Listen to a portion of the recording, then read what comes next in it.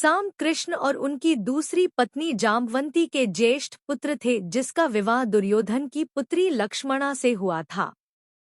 जब महाभारत का युद्ध समाप्त हुआ तो गांधारी ने कृष्ण को इसका दोषी मानते हुए यदुकुल के नाश का श्राप दे दिया, जिसे कृष्ण ने सहर्ष स्वीकार किया। उन्होंने ये भी कहा कि समय आने पर वे और बलराम स्वयं यदुकुल का नाश कर देंगे। हालांकि किसी ने उस समय ये नहीं सोचा था कि कृष्ण के कुल का नाश उनके अपने पुत्र साम के कारण होगा। इससे पहले कि हम वीडियो में आगे बढ़े, यदि अभी तक आपने हमारे चैनल धर्म संज्ञान को सब्सक्राइब नहीं किया है तो कृपया सब्सक्राइब कर लें, ताकि आने वाली वीडियो का नोटिफिकेशन सबसे पहले आपको मिलता रहे।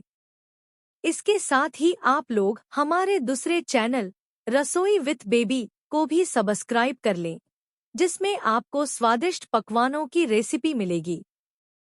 महाभारत को समाप्त हुए 36 वर्ष बीत चुके थे। एक बार महर्षि दुर्वासा एवं अन्य ऋषि द्वारका पधारे।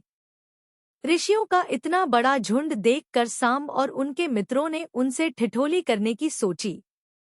उन्होंने साम को एक स्त्री के रूप में सजाया और उसका मुख ढककर महर्षि दुर्वासा के पास ले गए।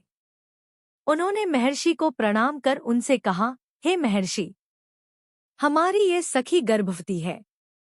आप लोग तो सर्वज्ञानी हैं, आता भविष्यवाणी करके ये बताइए कि इसे प्रसव में पुत्र होगा अथवा पुत्री।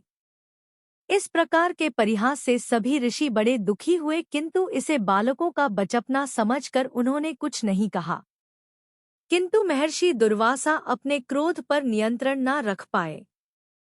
श्राप तो वैसे भी उनकी जिह्वा के नोक पर रखा रहता था।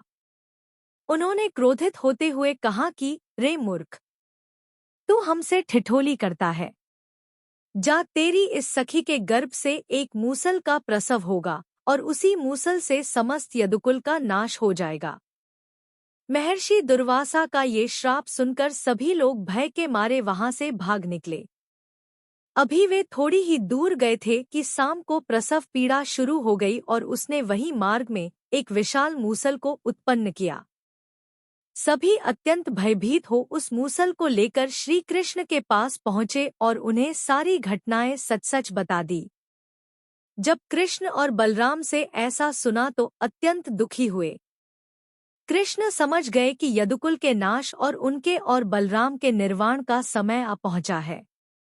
इसका एक कारण ये भी था कि जब महाभारत का युद्ध समाप्त हुआ तब गांधारी ने श्री कृष्ण को ही उसका दोषी मानकर संपूर्ण यदुकुल के नाश का श्राप दे दिया था।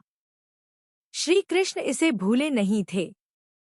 जब महाराज उग्रसेन ने ये सुना तो उन्होंने आज्ञा दी कि इस मूसल को चूर्ण कर समुद्र किनारे फिकवा दिया जाए, ताकि इससे किसी प्रकार का खतरा न रहे। कृष्ण तो सब जानते ही थे, किंतु उन्होंने कुछ कहा नहीं। उग्रसेन की आज्ञानुसार उस मूसल को चूर्ण कर समुद्र किनारे फिकवा दिया गया। उस चूर्ण से मनुष्यों की ऊंचाई जितनी घास उगाई। उस समय तो द्वारिकावासी बड़े आश्चर्यचकित हुए कि रेत में घास कैसे उग सकती है, किंतु थोड़े दिनों में लोग इस बात को भूल गए। कुछ समय बाद प्रभास तीर्थ के उत्सव हेतु समस्त यादवगण समुद्र के किनारे इकट्ठे हुए। वहां वाद विवाद करते हुए वे सभी मदिरा का पान करने लगे। कृष्ण और बलराम ने उन्हें बहुत समझाया कि उन्हें मदिरापान नहीं करना चाहिए, किंतु किसी ने उनकी एक ना सुनी। दोनों समझ गए कि दैवयोग आ चुका है, इसी कारण वे दोनों उस भीड़ से अलग जाकर बैठ गए। मदिरा के मद में सात्विकी ने कृतवर्मा का मजाक उड़ाते हुए कहा, ये देखो, ये वो महानुभाव हैं जो महाभारत के युद्ध में कौरवों की ओर से लड़े थे। और तो और, ये इतने बड़े महारथी हैं कि रात्रि के अंधेरे में छलपूर्वक इन्होंने उपपांडवों के वध में अश्वत्थामा का साथ दिया। इस पर भी आज ये निर्लज्ज की भांति यहाँ हमारे समक्ष बैठे हैं। सात्विकी के इस प्रकार कहने पर वहां उपस्थित यादव कृतवर्मा पर हंसने लगे। ऐसा देखकर कृतवर्मा स्वयं को अत्यंत अपमानित महसूस करने लगे। उन्होंने क्रोध में कहा, रे क्लीव, तू मेरी वीरता की क्या बात करता है? तेरी वीरता भी तो जग जाहिर है। तूने भूरिश्रवा का छल से वध किया। अगर ऐसा ना होता तो तू कब का नर्क सिधार गया होता। कृतवर्मा के ऐसा कहने पर अब यादव सात्विकी पर हंसने लगे। तब सात्विकी ने क्रोध में कहा, हे नराधम, वो तू ही तो है जो सत्राजित का वध करना चाहता था। ये सुनकर कि कृतवर्मा उनके पिता का वध करना चाहता था, सत्यभामा रोते रोते कृष्ण के पास पहुंची। स्थिति बिगड़ते देख कृष्ण और बलराम तुरंत वहां पहुंचे। इसी बीच क्रोधित हो कृतवर्मा ने फिर सात्विकी को धिक्कारते हुए कहा, रे अधम, महाभारत युद्ध के 5वें दिन तेरे समक्ष ही भूरिश्रवा ने तेरे 10 पुत्रों का वध कर डाला। जो अपने पुत्रों की रक्षा ना कर सका वो वीरता की बात किस प्रकार करता है। इस प्रकार अपमानित होने पर सात्विकी ने क्रोध में बिना कुछ सोचे अपनी खड्ग से कृतवर्मा का सर काट डाला। कृतवर्मा के इस प्रकार मारे जाने पर वहां हाहाकार मच गया। सात्विकी और कृतवर्मा द्वारिका से सबसे अधिक सम्मानित और शक्तिशाली वीर थे।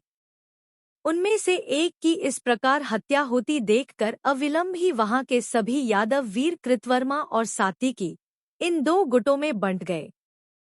कृतवर्मा की हत्या पर भोजराज और अंधक कुल के राजा ने सात्विकी पर आक्रमण कर दिया। सात्विकी के प्राणों को संकट में आया देखकर कृष्ण के पुत्र प्रद्युम्न उन्हें बचाने युद्ध में कूद पड़े। बात ही बात में कृष्ण और बलराम के समक्ष ही वहां यादवों के बीच भयानक युद्ध छिड़ गया। वो उत्सव का समय था, इसी कारण किसी के पास अस्त्र शस्त्र तो थे नहीं। तब सभी यादव वीरों ने वही तट पर उगी घास उखाड़ उखाड़ कर एक दूसरे को मरना शुरू कर दिया। दुर्वासा ऋषि के श्राप के कारण उन घासों से सहस्त्रों मूसल पैदा हो गए और उसी से सब एक दूसरे का नाश करने लगे। जब कृष्ण और बलराम ने ऐसा देखा तो मारे दुहक और क्रोध के दोनों ने उसी घास को उखाड़ा और स्वयं अपने हाथों से उसी घास से सबका वध करना आरंभ कर दिया। देखते ही देखते कृष्ण और बलराम को छोड़कर समस्त यादव कुल का नाश हो गया। यहाँ तक कि कृष्ण और बलराम के सभी पुत्र भी काल को प्राप्त हो गए।